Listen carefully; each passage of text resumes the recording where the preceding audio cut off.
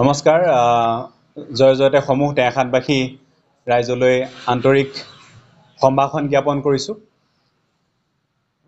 দুখৰ মাজতো আপোনালোকক আমি জনাবলৈ পাই আনন্দিত যে কাইলৈ অৰ্থাৎ আমাৰ প্ৰাণৰ শিল্পী জুবিন গাৰ্গৰ জন্মদিন 18 নৱেম্বৰ। 18 নৱেম্বৰৰ দিনা আমি যি জুবিন গাৰ্গৰ প্ৰতিমূৰ্তি নিৰ্মাণৰ যি প্ৰক্ৰিয়া আমি হাতত লৈছিলোঁ, কাইলৈ তাৰ আধাৰশিলা স্থাপন কৰা হ'ব দিনৰ 1 বজাত।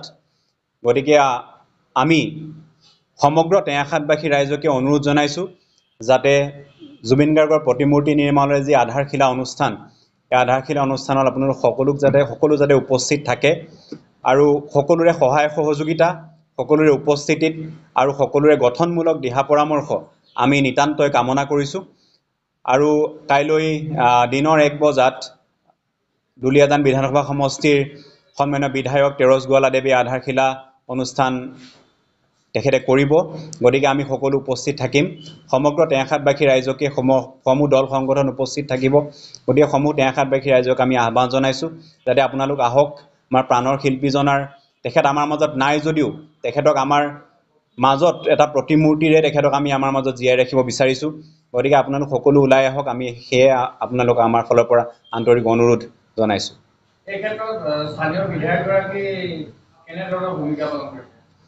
হয়, আমাৰ প্ৰাণৰ শিল্পী জুবিন গাৰ্গৰ যি অকাল মৃত্যুৰ বাতৰি বিয়পি যোৱাৰ লগে লগে সমগ্ৰ অসমবাসী দুখত ম্ৰিয়মান হৈ পৰিছিলে।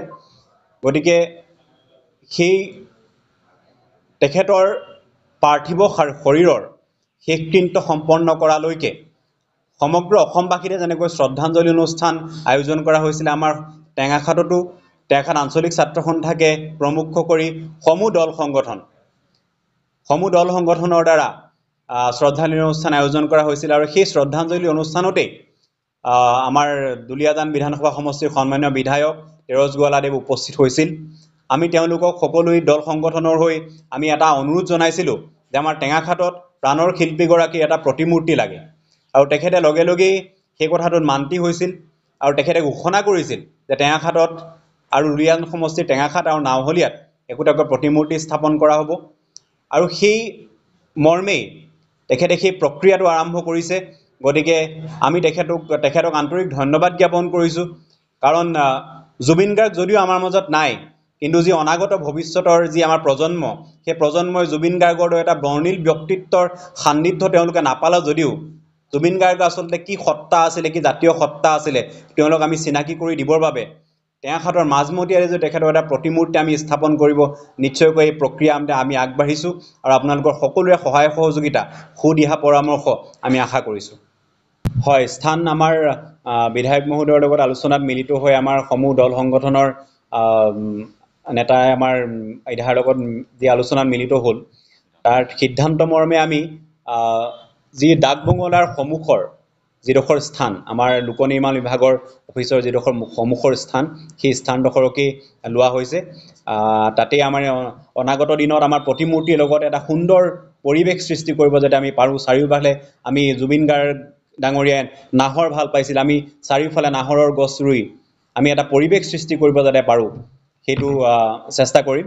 আৰু লগতে কাইলৈ কথাটো মই ক'লোৱেই যে কাইলৈ 1 বজাত যিহেতু আধাৰশিলা স্থাপন কৰা হ'ব। গতিকে তাৰ আগেয়ে যাতে সমগ্ৰ টেঙাখাটবাসী ৰাইজ উপস্থিত হৈ আমাৰ প্ৰাণৰ শিল্পীজনাক আমি শ্ৰদ্ধাৰে সোঁৱৰিম আৰু লগতে তেখেতক আমি সোঁৱৰিম, লগতে আমি তেখেতক শ্ৰদ্ধাঞ্জলি জ্ঞাপন কৰিম, তেখেতক গীত মাতেৰে আমি শ্ৰদ্ধাঞ্জলি জ্ঞাপন কৰিম। গতিকে সকলোৰে উপস্থিতি আমি আন্তৰিকতাৰে কামনা কৰিছোঁ। আৰু সেইদিনা এখন ৰাজহুৱা অনুষ্ঠিত কৰা হ'ল। ৰাজহুৱা সভাত জুবিন গাৰ্গৰ প্ৰতিমূৰ্তি নিৰ্মাণ আৰু স্মৃতি ৰক্ষা সমিতি নামেৰে এখনি সমিতি গঠন কৰা হয়। আৰু সেই সমিতিখনেই যিখিনি আমাৰ প্ৰতিমূৰ্তি নিৰ্মাণৰ পৰা আদি কৰি যি দায়িত্ব, সেই কৰণীয়খিনি আমি কৰি যাম। আমি মাত্ৰ আগভাগহে লৈছোঁ। সমগ্ৰ টেঙাখাটবাসী ৰাইজৰ সহায় সহযোগিতা, উপস্থিতি, সুদিহা পৰামৰ্শ আমাৰ নিতান্তই কাম্য।